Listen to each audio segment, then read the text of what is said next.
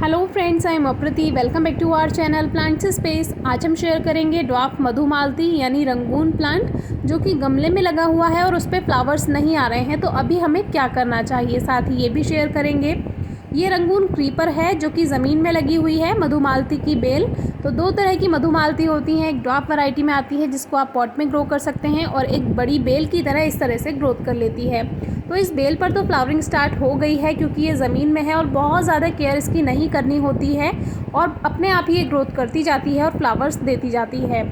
लेकिन ये जो ड्वार्फ प्लांट होते हैं जो कि हम गमले में ग्रो करते हैं, ड्वार्फ वैरायटी मतलब छोटे पौधे जो कि आप पॉट में इजीली ग्रो कर सकते हैं। ये बेल की तरह नहीं फैलते हैं, ये छोटे ही रहते हैं और इनकी लीव्स भी छोटी रहती हैं। जो ज़मीन में लगा हुआ मधुमालती की बेल वाला पौधा होता है उसमें पत्तियां बड़ी होती हैं और इनकी पत्तियां छोटी होती हैं। आप बहुत आसानी से इनकी पहचान कर सकते हैं।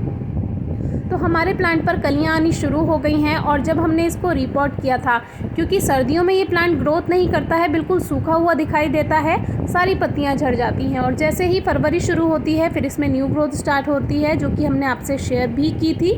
फरवरी मार्च में इसको रिपोर्ट भी कर सकते हैं, फर्टिलाइज़र ऐड करते हैं और प्रूनिंग करना चाहें, कटिंग करना चाहें प्लांट की, तो वो भी आप अपने अकॉर्डिंग शेप दे सकते हैं।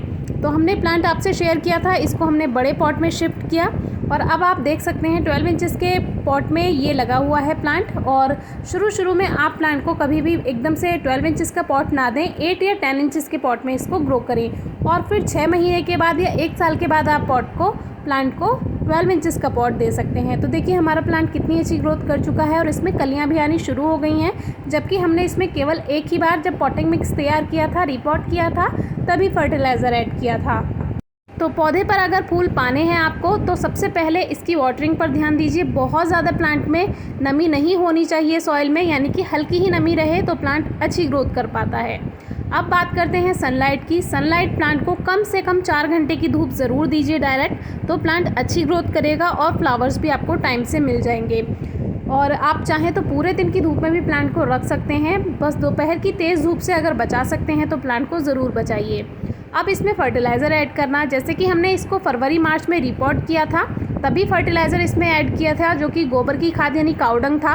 और अब हम इसमें, जबकि अप्रैल चल रहा है तो अब हम मिट्टी की गुड़ाई करके इसमें लगभग 2 से 4 मुट्ठी गोबर की खाद यानी काउडंग ऐड कर देते हैं। आप चाहें तो वर्मी कंपोस्ट भी मिला सकते हैं या 12 इंचेस पॉट के लिए आप 1 टेबल स्पून इसमें सरसों की खली का पाउडर भी मिला सकते हैं। अभी बहुत तेज़ गर्मियाँ नहीं शुरू हुई हैं तो अभी आप ये काम अप्रैल तक कर सकते हैं। और मई में ज़्यादा गर्मियाँ हो जाती हैं तब कोशिश कीजिए कि आप लिक्विड फर्टिलाइज़र का यूज़ कीजिए, तो वो प्लांट्स में अच्छे से वर्क भी कर पाता है और पौधों को बहुत ज़्यादा नुकसान नहीं पहुंचा पाता है।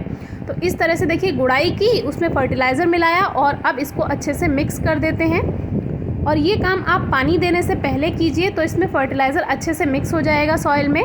और ये काम शाम को कीजिए हमेशा। जब भी फर्टिलाइज़र मिलाते हैं आप सॉइल में या कोई स्प्रे करते हैं प्लांट पे, तो वो काम आपको हमेशा शाम को ही करना चाहिए और पानी देने से पहले ही ये काम करना है। अब इसमें जो फर्टिलाइज़र है अच्छी तरह से सॉइल में मिक्स हो गया है, तो रिपोर्टिंग के बाद अब ये सेकेंड टाइम हमने इसमें फर्टिलाइज़र दिया है। अब इसमें अच्छे से वाटरिंग कर देते हैं।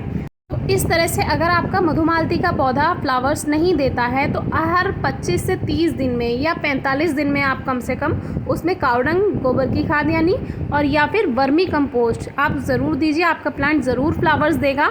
और अप्रैल से ये फ्लावर्स वैसे भी देना शुरू हो जाता है क्योंकि फरवरी मार्च में से इसकी ग्रोथ जो है स्टार्ट होती है, क्योंकि सर्दियों से आया हुआ होता है प्लांट।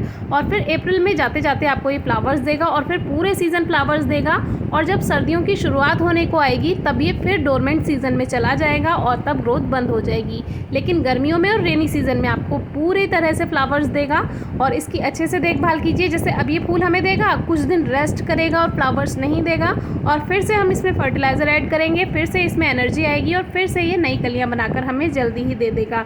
तो ये अगर आप टिप्स फॉलो करते हैं आपको ड्वार्फ मधुमालती यानी पॉट में ग्रो किए हुए मधुमालती के पौधे पे फ्लावर्स ज़रूर मिलेंगे। और ज़मीन वाले प्लांट में तो आप देख ही सकते हैं कि पूरी बेल फूलों से भरी हुई है, इसमें कोई खास केयर करने की ज़रूरत नहीं है। धूप अच्छी मिले ऐसी जगह पर आप प्लांट को ग्रो कीजिए। और फिर भी कोई क्वेरी है, क्वेश्चन है तो ज़रूर पूछिए। Thank you.